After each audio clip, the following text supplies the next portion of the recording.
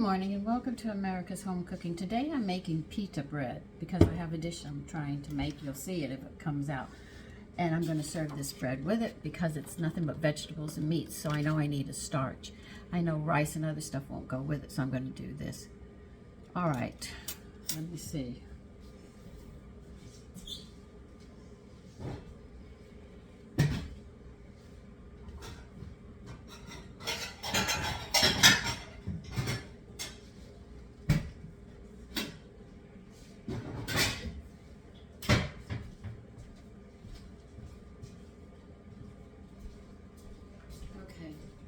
I am going to follow this recipe to the T. Well, I really don't want to. All right, they want 2 cups of warm water. I might change it a bit, knowing me. You know me, I'm going to do it. Let's see. I'm going to put 1.5 cups. All right, 2 cups of warm water. You just want to take the chill off the water. Nothing else. Do not make it hot because you'll kill the yeast. If you get it too hot, throw some of the water out and add cold water till you get it warm. There are tricks into the kitchen that we can put. I'm going to change it just a little.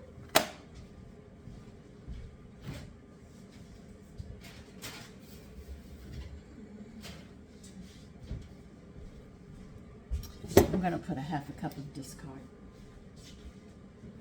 But for those of you who do not have a discard, just sit there and put 2 cups of water on. I play around with these recipes and change them to make them more nutritious and, you know, everything else. Okay, how much is that? All right, that's 1/2 cup. And that should do it. It shouldn't be too thick because it's a lot of water.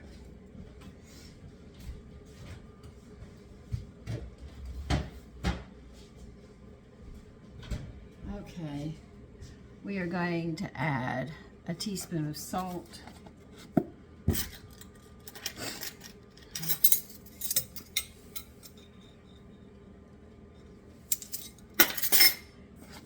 Check your water.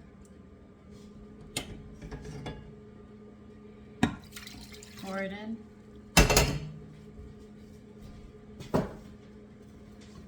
Your yeast, you need 1 package. If you have it like this, it's 2.5 teaspoons. 2 1/4 teaspoons, I mean. If you have it in the jar.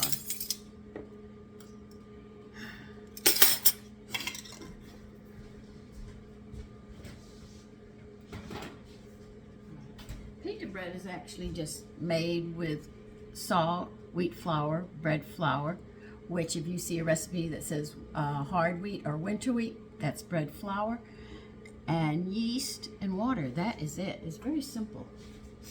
So this recipe calls for 1/2 cup of whole wheat. No, my mistake. It calls for a whole cup of whole wheat.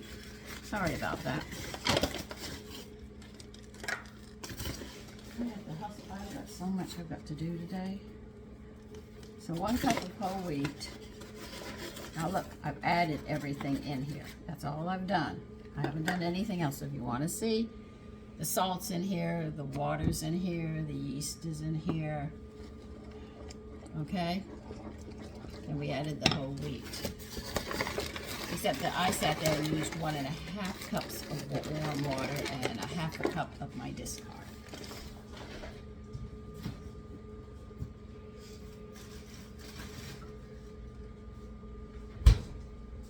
People tell me, we can't see. If I'm just adding it to a bowl, I'm going to tell you what I'm adding to it, and that's all.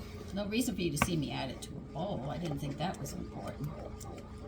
Always check the dates on those yeast. Make sure you keep them by the butter in your refrigerator. It's the perfect temperature to keep them from going and dying on you.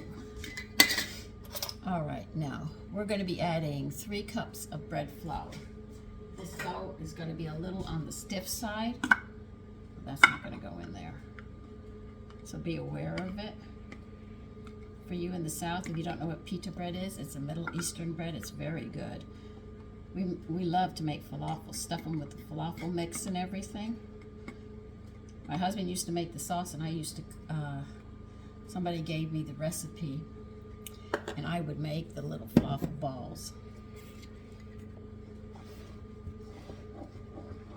I have that recipe somewhere. Maybe I should pick the stuff up so we could have it again. I haven't had it in a while. I don't think we've had it since my husband passed. That's 15 years this year. God.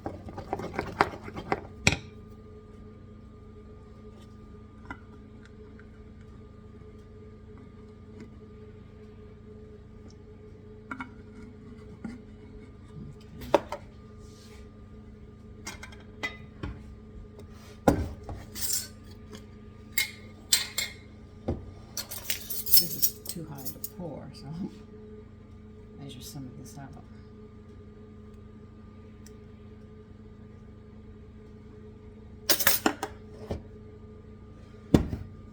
Now you can make this one in the mixer if you wish. They said it's going to be a stiff dough.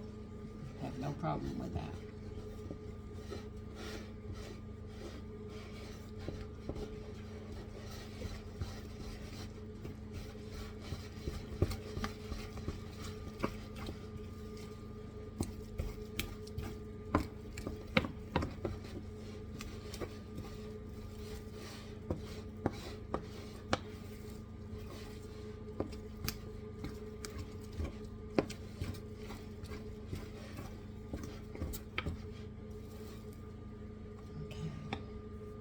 I think I might put this out the counter now, or my work area.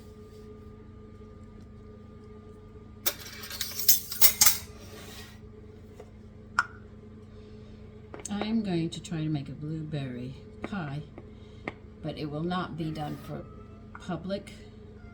It's going to be done for people who join my channel.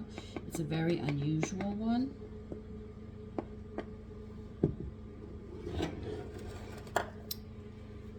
Okay.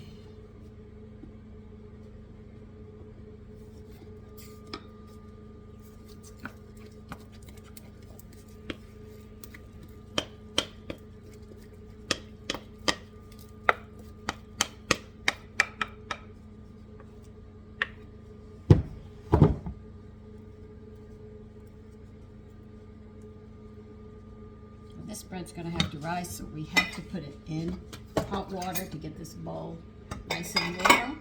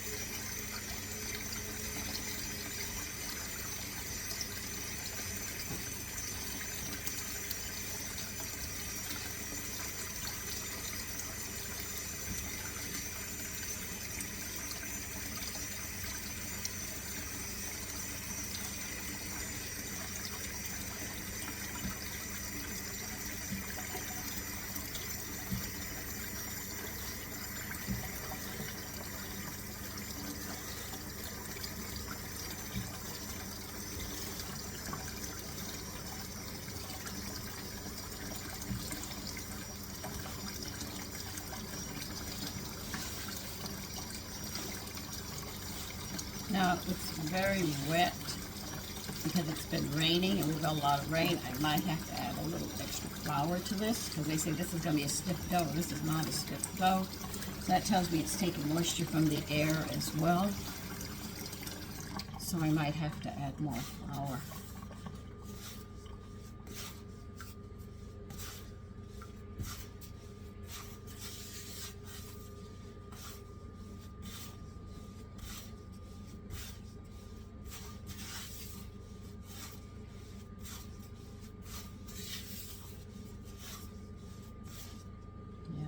it's going to.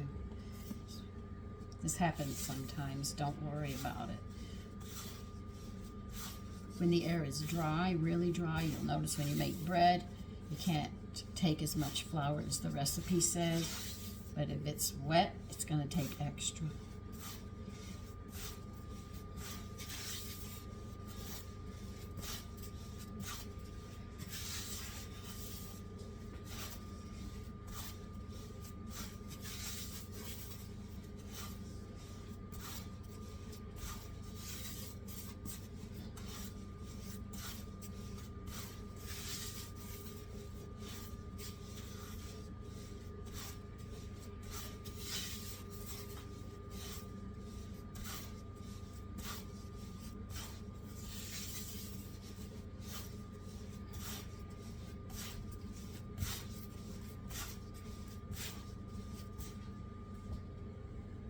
You know, I usually don't talk politics, but I'm going to this time.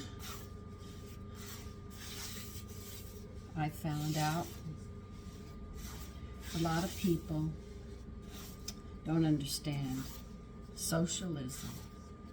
If another country is helping using a party to become a socialist country,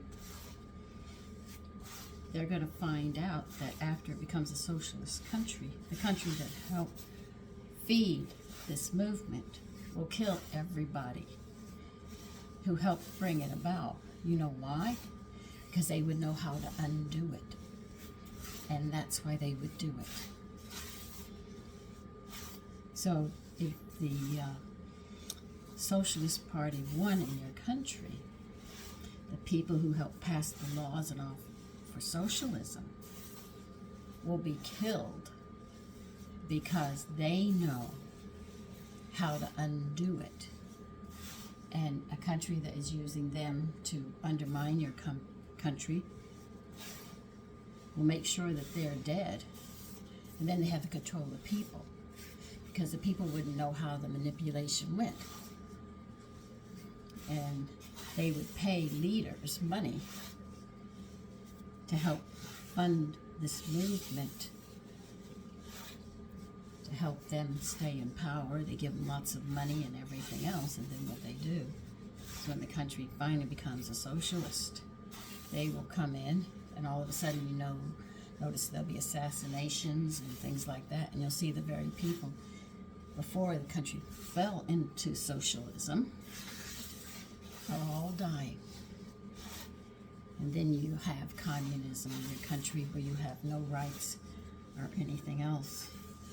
Now see, in my country, the American people have the rights. But if you're a foreigner, our rights don't extend to you. It's just like if I go to a country and I commit a crime or come in illegally or something, your rights of your country do not adhere to me. My country's rights adhere to me, not yours. And that's why I was taught by my parents that when you go to another country, be very strict. You don't do certain things like riots and stuff in the country because we could be in trouble. So we always minded our business and were careful not to break the rules or do things that could cause the country a problem. Because I know I would pay for it. I would be thrown out of that country. So you have to be very, very careful. You can't walk into another country and say, I'm going to take your rights and use them against you. You can't do that. And that's what people are doing. They come in and think they have the rights of a country. You don't.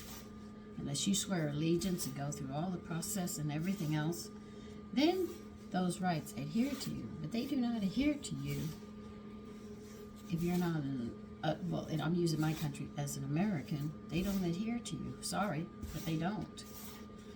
You have to swear and become an American citizen and make a pledge to this country and denying your country where you're where you come from.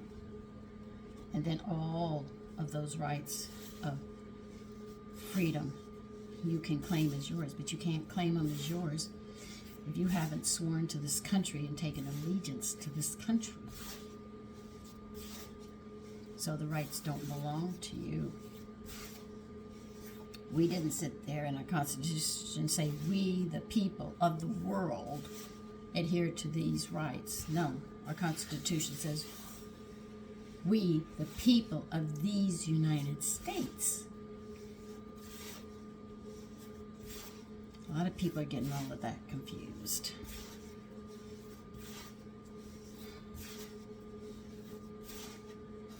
When my Nanu came here in this country, he had to learn the language. He wouldn't call himself an American. He could speak the language, but until he dreamed in English, he would not call himself, though he had his naturalization. He went through the whole process to come here. He said he would call himself American until he dreamt American, because he said he had the naturalization, but he was still dreaming in Italian. He finally started dreaming in English, and then he said, I am an American now. This is a soft dough. They said it's going to be a hard dough, and I've added extra flour to this.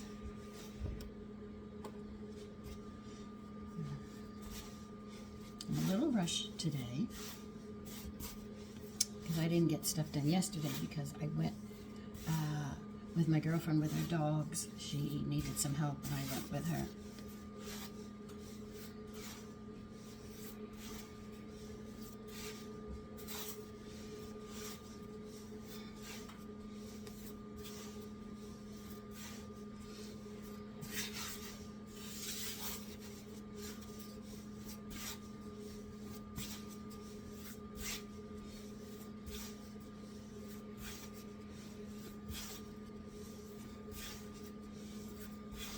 But I can see a revolution coming, believe it or not, in my country. I could see it.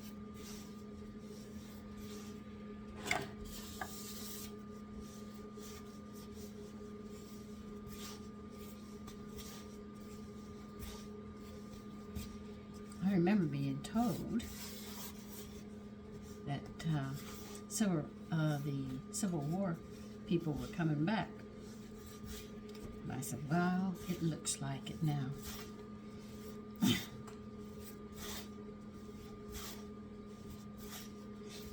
Okay, I'm not adding, because I'm going to be adding a lot more flour, because this is a very soft dough. They said it was going to be a very stiff dough, but it turns out to be an extremely soft dough.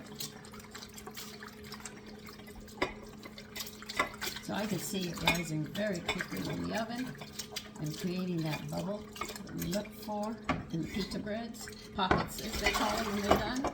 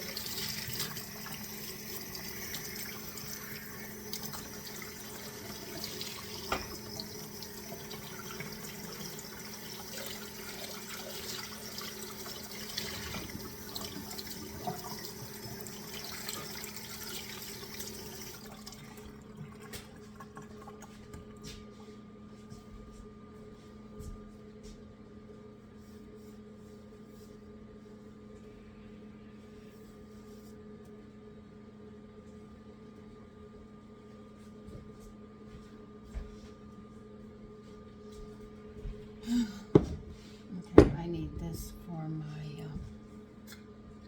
poultries here.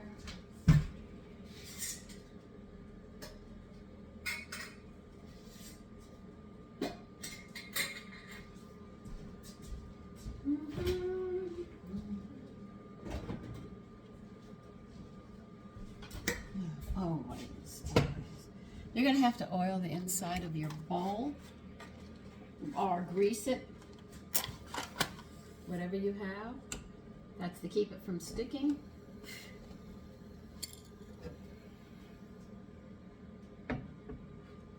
And remember, I'm doing more than one thing in here, so if I'm running around, it's actually because I have a lot of things going at the same time in my kitchen. I've got this going, I've got something in the laundry room going as well, so it's a bit. This is a nice dough. I'm having to heat the oil up, it's a little frozen. But pita breads are easy to make, they're fun to make sandwiches out of them. I'm just waiting for the oil, it was frozen.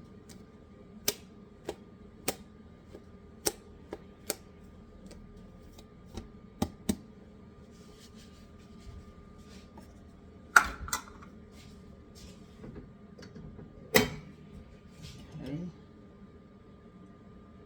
Put some oil or shortening, just grease a bowl. The sides, the bottom, the whole thing on the inside.